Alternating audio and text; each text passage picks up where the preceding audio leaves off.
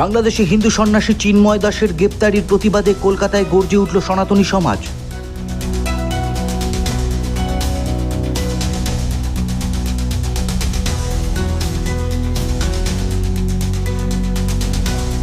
বাংলাদেশে হিন্দুদের উপর অত্যাচারের প্রতিবাদ এবং চিন্ময়ের নিঃশর্ত মুক্তির দাবিতে কলকাতায় বঙ্গীয় হিন্দু জাগরণের মিছিল ঘিরে তুলকালাম কাণ্ড ঘটল। বেগবাগানে পুলিশের সঙ্গে ধস্তাধস্তি বাদে বঙ্গীয় হিন্দু জাগরণ মঞ্চের সদস্যদের। পুলিশের ব্যারিকেড মিছিল আটকালেই উত্তেজনা ছড়ায়। একজন পুলিশকর্মী জখম হয়েছে বলে দাবি, অন্যদিকে তাদের দুজন আহত হয়েছে বলে দাবি করছেন বঙ্গীয় হিন্দু জাগরণ মঞ্চ।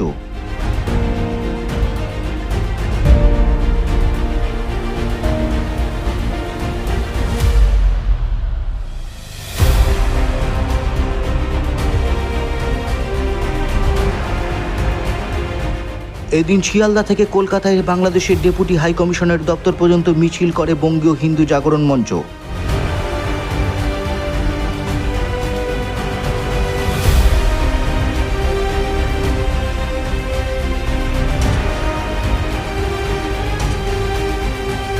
মিছিল বাংলাদেশের ডেপুটি হাই কমিশনের দপ্তরের দিকে এগোতেই উত্তেজনা ছড়ায়। পুলিশের ব্যারিকেড মিছিল আটকালেই উত্তেজনা বৃদ্ধি পায়।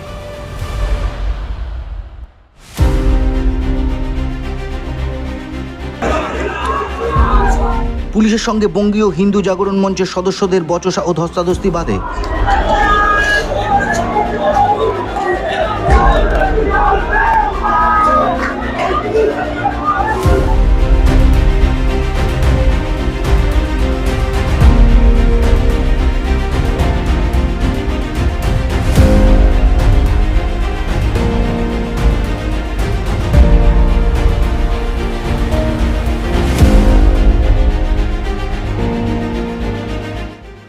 পরে বঙ্গীয় হিন্দু জাগরণ মঞ্চের 5 সদস্য কমিশন দপ্তরে যান। আন্তর্জাতিক স্তরে মানবতার পক্ষে কথা বলে, ধর্ম প্রচার করে, অহিংস কথা বলে, তারা নিরামিষ ভক্ষণ করে, তাদের বিরুদ্ধে এ জাতীয় কথা এটা মেনে নেওয়া যায় না। এবং আমরা নিশ্চিত যে সারা পৃথিবীর মানুষ আমাদের পক্ষেই কিন্তু কথা বলবে।